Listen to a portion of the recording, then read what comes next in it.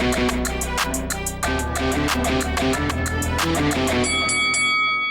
guys, welcome to Boxing Squared for boxing news and views from around the internet.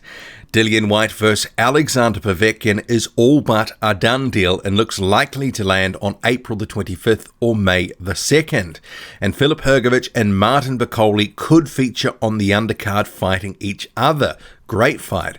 So I'll first get to, and this is Michael Benson. He spoke to Eddie Hearn. This is from TalkSport.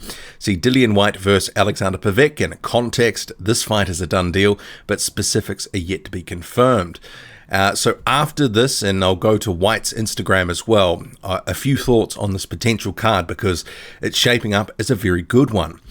So Michael Benson says, Hearn said the fight is agreed, just finalising the venue and date. It'll either be April 25 or May 2 for Dillian Whyte. Filip Hrgović versus Martin Bakole is the fight I want for the undercard. I really like the Martin Bakole fight. That will probably land on the Whyte versus Povetkin card when that is announced. Callum Johnson also has got a fight which will land on the Whyte card. We want to look at, to make the Callum Johnson and Joshua Buatsi at the end of this year as well. So I'll just get to Dillian Whyte's Instagram page. You can see here, this is a post he's done saying, let the violence commence. Who want it can get it. Hashtag maximum violence. Hashtag can man. And then a bunch of other sort of atting people and hashtag TBS. So Dillian Whyte and Alexander Povetkin. That as a main event is actually pretty good. In the context of the heavyweight division, I like the fight. For Dillian Whyte, it's probably the right time to get Povetkin because at 40 years old, he has been on the decline for some time, but he is still a good fighter, a top 10 fighter. He showed he's still got some juice left in that Michael Hunter fight, which was back in December and was a draw. But it is a highly winnable fight for Dillian Whyte now. A few years ago, I would have said Alexander Povetkin would have wiped the floor with Whyte, but not now. So I like the main event. And for those people who want to say, well, why isn't Whyte fighting Luis Ortiz? Why isn't Whyte talking about Ortiz? He's not talking about him or looking to fight him because he's looking to fight Alexander Povetkin. It's kind of that simple. And Ortiz and Povetkin, same age, you know, they're both on the slide, but they're both still good fighters. So I want to sort of put some of that talk to bed about Ortiz because he's not in the picture here. So I don't know why people keep bringing him up. And the thing is here with Ortiz, he is in the PBC stable, and I don't think Dillian Whyte wants to give Ortiz a route back to a title shot because Whyte is the mandatory and the interim belt holder in the WBC. Why is he going to be doing Ortiz any favors at this point? He's just not. But Alexander Povetkin and Luis Ortiz, those are on a similar level for Dillian Whyte right now. Both 40 years old, both on the decline, but both beatable in a fight with Whyte. I know some people will pick Povetkin and Ortiz to beat Whyte regardless, but over to you what you believe. I think this is a highly competitive matchup between Whyte and Povetkin, and I like the fight. And the fact that Dillian Whyte, or should I say Eddie Hearn, Dillian Whyte's promoter, is talking about putting Filip Hrgović and Martin Bakole on the undercard, that's great news. Adding such a very good fight in Filip Hrgović and Martin Bakole, that will certainly allay some people's fears about wanting to actually cough up the cost for the pay-per-view.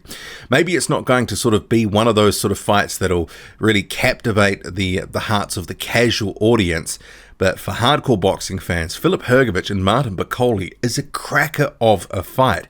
That really is a sort of 50-50 type fight. Martin Bakole has been getting progressively better since his first loss to Michael Hunter in 2018. He's had a very good 2019. Big puncher, and he's facing another guy, Filip Hrgović, who's obviously a storied amateur who's been looking very good in the pros for the most part, and he's coming in with an unbeaten record.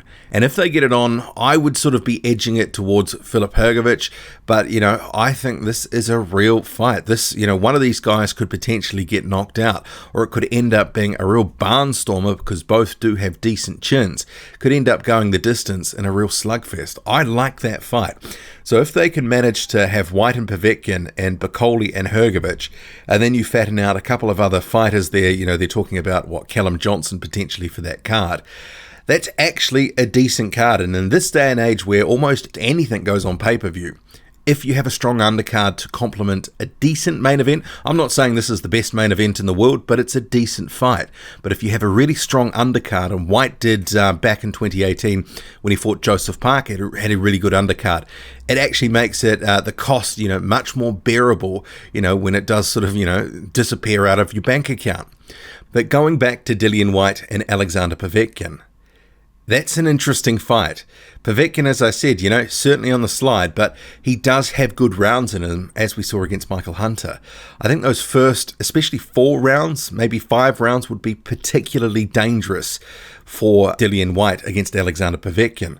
But we did see Michael Hunter against Povetkin really try to sort of put the bum rush on him early on, trying to really put it on him in that opening round. And he almost caught Alexander Povetkin cold. He wasn't expecting such a fast start from Michael Hunter. And it looked like Hunter may get him out of there in that first round, but Povetkin, the consummate, professional, used all his experience to regather, recoup, and obviously get out of the round and into a very good fight in the end, where he had his spots of success, having Hunter in a bit of strife at times. So if Dillian Whyte faces Alexander Povetkin, those first 6 rounds will be dangerous for him. And I'm not saying that Povetkin can't get a stoppage after the halfway mark of the fight, but certainly his chances, I think, reduce of a stoppage, but also a win after the halfway point. Alexander Povetkin still has pop, good movement. And Dillian Whyte, he likes to consider himself, a decent mover and a good boxer, but I think his best role when he is in some of these fights is when he is trying to be a brawler, trying to use his physicality and really dominate his opponent. But that could set him up for taking a left hook from Alexander Povetkin as he looks to land his own left hook. But yeah, that's, I don't want to say it's quite a 50-50. I think Dillian Whyte would probably go in favourite. It'd be a different story if it was a few years ago, but maybe it's a 60-40, 55-45 to Dillian Whyte.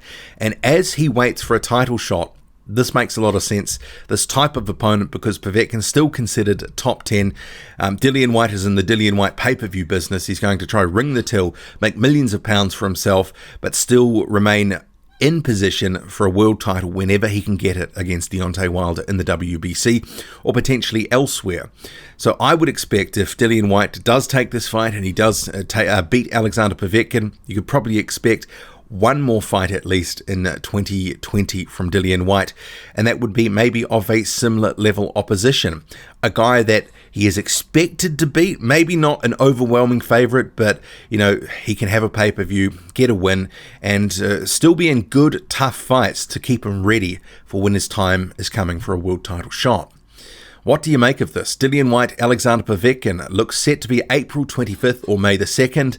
And Martin McCauley and Filip Hrgovic, there has been talk of that. I did a video back in January on that, so I don't want to go too much more into it, but I like that fight, I really do. And if it's added to this Whyte Povetkin card, which is all but a lock now, it's got the makings of a great card. Drop a comment, loud and often, hit like, hit subscribe, follow me on Twitter, boxing_squared. I'm out.